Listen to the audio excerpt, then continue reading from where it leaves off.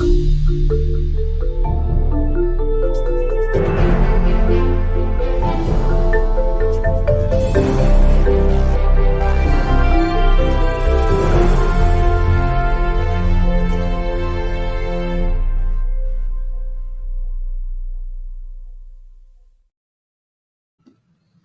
afternoon and welcome to this Johns Hopkins briefing on the April 8th solar eclipse.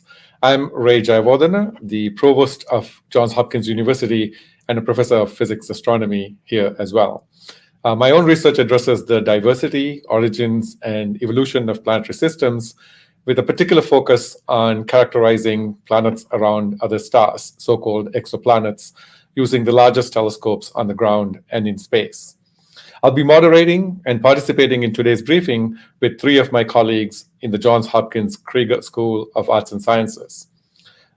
Our other panelists are William Blair, a research professor in our Department of Physics and Astronomy. Bill also serves as a project scientist for user support for the James Webb Space Telescope at the Space Telescope Science Institute. Meredith MacGregor, an assistant professor also in the Department of Physics and Astronomy. Meredith uses the James Webb and a number of other telescopes to study the impact of stellar activity on planetary atmospheres and surface life. Kevin Lewis, an associate professor in the Earth and Planetary Sciences Department. Kevin works with the Mars Curiosity Rover. He studies the geology of planets from the scale of a grain of sand all the way to the crust of a planet. So before we dive in, just a couple of notes on our format. Each of us will give brief remarks from our perspective, and then we'll take questions from you in the audience. So please do submit your questions in the box at the bottom of your screen. And when you do, if possible, please include your affiliation. We know that we have some journalists with us today. So in addition to taking your questions here, you're also welcome to follow up with our media relations team after the briefing if you have more questions for these panelists. So let me start with my own quick thoughts, and then you'll hear from my colleagues. Over the years, I've seen 3 total eclipses of the sun from Turkey, Mongolia, and Idaho. The picture in the back on my wall shows you a picture of the last eclipse that was visible, the total eclipse visible from North America, taken by a colleague and a friend of mine, Alexis Brandecker, in 2017.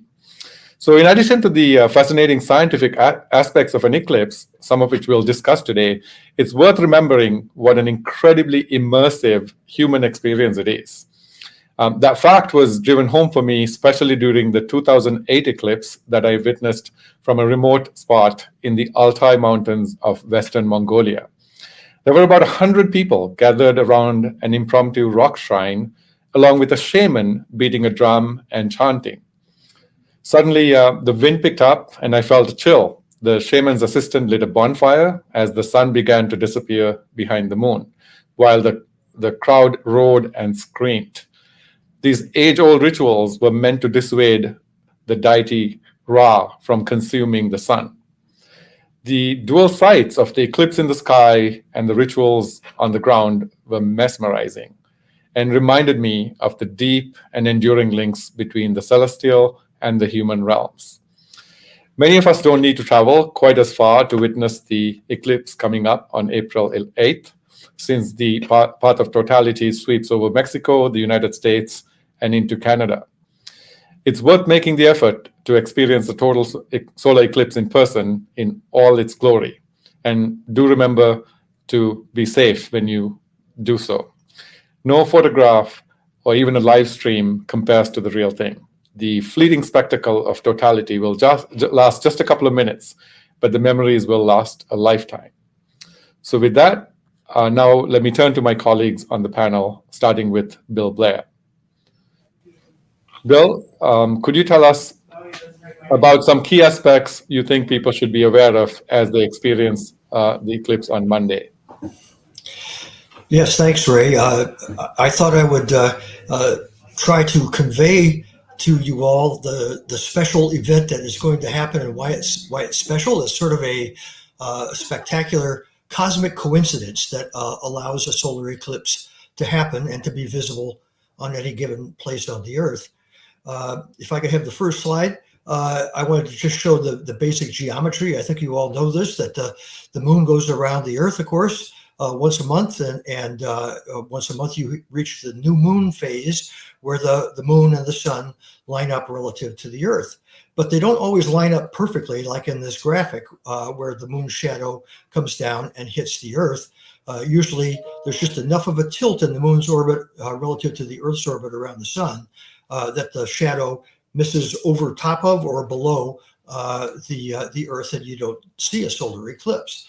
But every once in a while, things line up just perfectly, and you can, if you're in the zone of totality, you can see a total eclipse. The graphic tries to convey also that there is a very small zone where the eclipse is total, where the sun is completely covered, and then there's a larger area that sweeps across the Earth that is where you see the partial phases of the eclipse. And so, for instance, in Baltimore, I think we reach about 93% total, and then it starts to uncover again. We don't quite get to totality, so you have to be along that special path to see the total eclipse. But of course, this little graphic is not anywhere close to being to scale. And what makes it so special when it happens is that scale, how far things are apart. If you could go to the next slide, that shows you the relative size of the Earth and the moon. I think we don't see a graphic like that very often. That kind of, the moon is pretty big for a moon of a planet, but it's not that big. It's about a quarter the diameter of our Earth.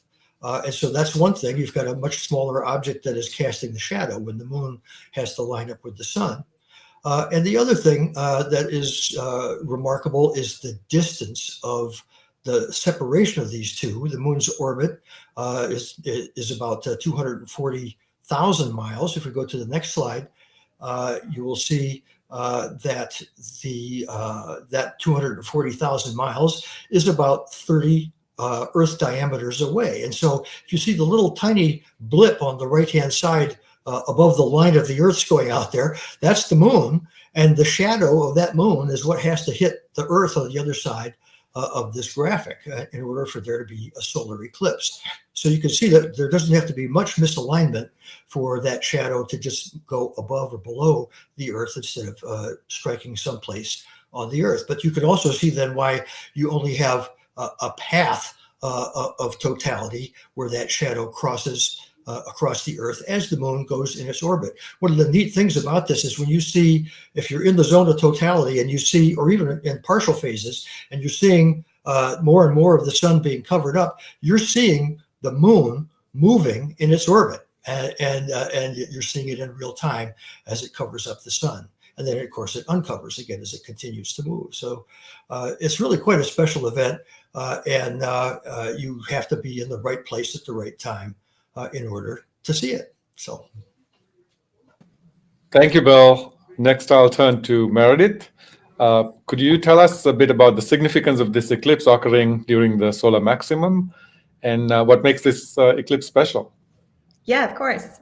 So my research interest, as Jay already mentioned, is trying to understand, the possibilities of life elsewhere in the universe. And part of that is the role that stars have in their activity and how it shapes the planets that orbit them. So our sun goes through this solar cycle. It takes about 11 years. And during that time, the sun's magnetic field and magnetic activity actually changes. And so it goes from being something we call solar minimum, when the magnetic activity is quite low from the sun, to a period that we call solar maximum, when the activity really spikes up and becomes quite strong. And as luck would have it, we are right about in a solar maximum. So solar maximum is expected to peak sometime this year, which is exciting just because we're going to see a lot of activity from the sun and because it coincides with this eclipse. So how do we actually see stellar activity like this? So it presents in a number of different ways. We see, if you look at the disk of the sun, you can actually see what we call sunspots, which are dark spots over the surface of the sun. And we see many more of those during a solar maximum. In addition, the sun actually sends out things like high energy radiation called flares and accelerated particles that we call coronal mass ejections. And so we see these like huge bursts of material getting sent out of the sun. And that tends to show up in images of the solar corona as these kind of streamers.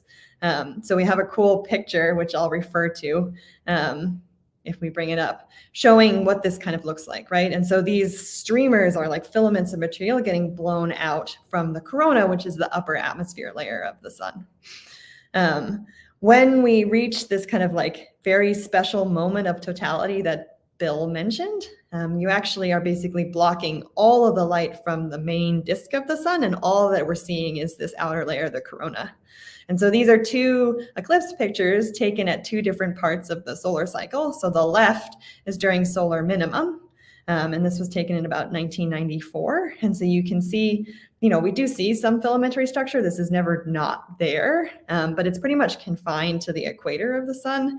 It's not quite as spectacular. And in the right picture, which is from 1980, this was a photo taken actually during a solar maximum. And so you can see that now these like outflows of material, these filaments, these coronal loops are spread around the entire disk of the sun. And it's just a much more spectacular picture. And because total eclipses are pretty rare, they only happen in very particular places on Earth, and only, every so number of years.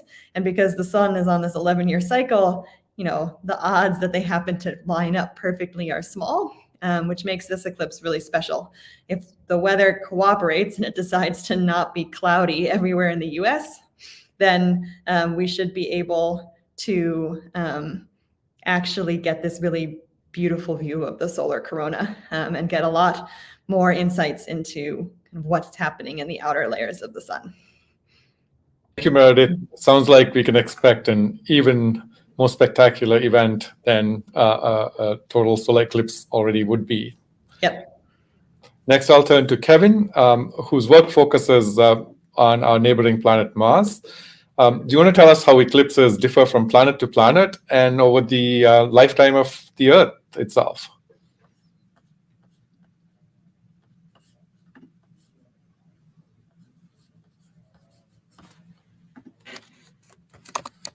Kevin, you're muted. Thank you. One of the things I study is the orbits of the moon and the planets in our solar system, and how those get recorded in sedimentary rocks on both Earth and Mars. And I think we have a movie queued up of actually an eclipse as viewed from Mars of the sun by Mars's moon Phobos, which you can see here. Now, one of the interesting things about Phobos is that it is very, very small, much smaller even than our own moon, so only about 20 kilometers across instead of 1,700 kilometers across for the Earth's moon. But the key thing is that it is much, much closer to Mars than the distance there that you saw in Bill's graphic of our own moon. So it's able to cast a big shadow because it's so darn close to the planet. But our moon, and as you can see, it doesn't quite blot out the whole sun on Mars. So we don't have total eclipses. And it's really special that on our planet, the sun and the moon appear exactly the same size or nearly so in the sky. And so we have these total eclipses. One of the other interesting things about our own moon is that the distance has changed over geologic time. It's slowly receding from the Earth at a few centimeters per year. And so total eclipses will probably only be seen on our planet for a few 100 million more years. And so we can enjoy it while we have a sun and the moon that are exactly the same size in the sky as viewed from the Earth. Thank you very much, Kevin. Now we're going to take questions that viewers have submitted. I want to remind our audience that there's still time to submit questions in the box below the video player on your screen. So with that, let me go to the first question. I'm going to direct this to Meredith. Will there be a big difference in viewing the eclipse, say in a 99% coverage area versus being in the zone of totality? Yeah, so the one big difference is that we can only see the corona like that if we're in like 100% totality. Normally, it's the photosphere, like the surface of the sun, that totally dominates the light. And so the only time you see the corona like that is if that photosphere is completely 100% blocked. So the difference really in like 99% is you'll just see the solar disk getting partially blocked, but in that 100% zone, you'll actually see that like beautiful corona. Thank you. And I can add that the experience itself is quite different. Even a few percent of sunlight streaming through makes the surroundings quite bright compared to the entire disk of the sun being eclipsed by the moon. So the experience is very different beyond just the you really hear birds rushing to their nests, confused by the fading light. You might feel a chill in the air as sort of a darkness engulfs the land. And you might even see a planet or two or a few bright stars appearing in the sky in daytime. So a total eclipse is quite special. For astronomers like Kevin, who study the solar system every day, what is so exciting about an eclipse, and what have scientists learned from studying eclipses?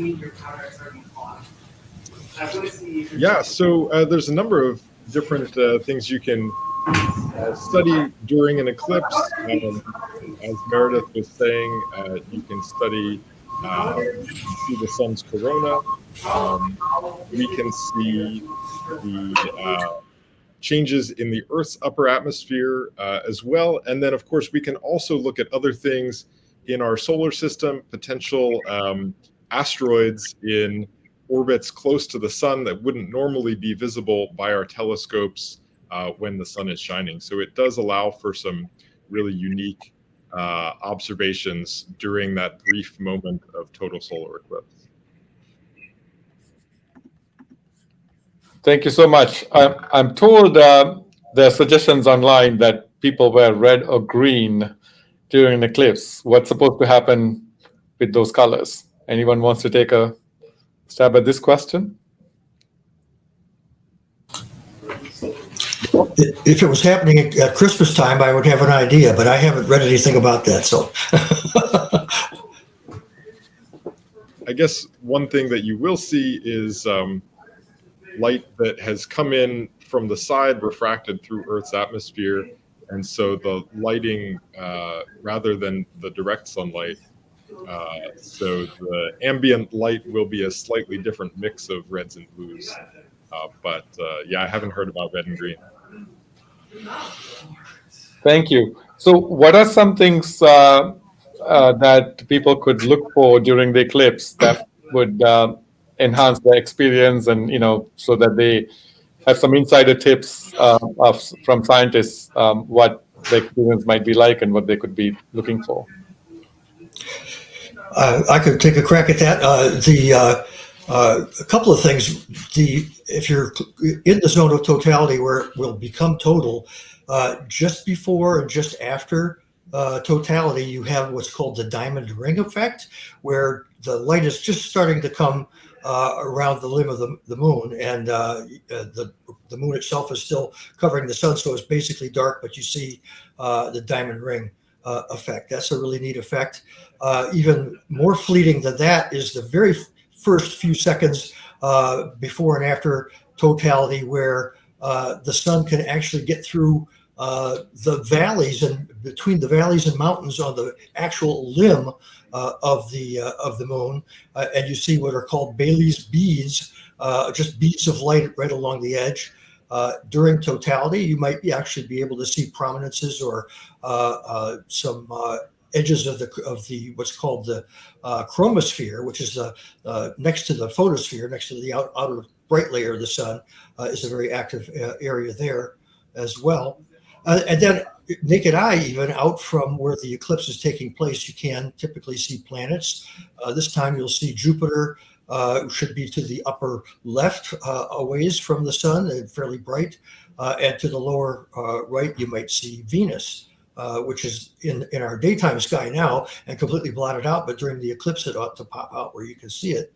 There are actually some other planets up as well, but they're Neptune and Uranus and things like that are too faint to see naked eye, but they're actually up there as well during the eclipse this time. So, thank you, Bill.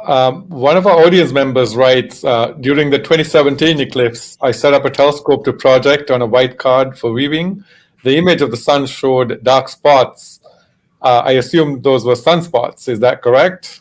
I've never seen them before.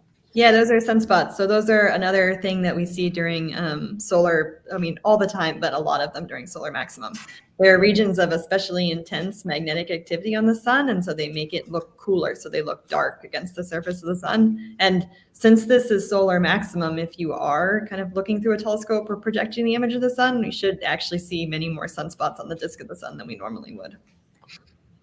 Thank you. One more exciting thing to look for in projection or through safety glasses. Please do exercise caution. One more question. Historically, going back even to the ancients, have scientists made important discoveries from observing eclipses? You want to take that, Meredith, or Bill? Well, I'll take a crack at it, but it may not be a very satisfying answer. The ancients were actually, at least 2,000 years ago or more, the Babylonians had naked eye observations of eclipses over many centuries that they had compiled, and were actually able to determine that what kind of looks like a random event of a solar eclipse every now and then, there were actually patterns that they could determine from just observing when these things happened over a long period of time. And so they actually developed the ability to predict when eclipses would happen, not to the minute level like we have now, or the second level, but what day it would happen, for instance.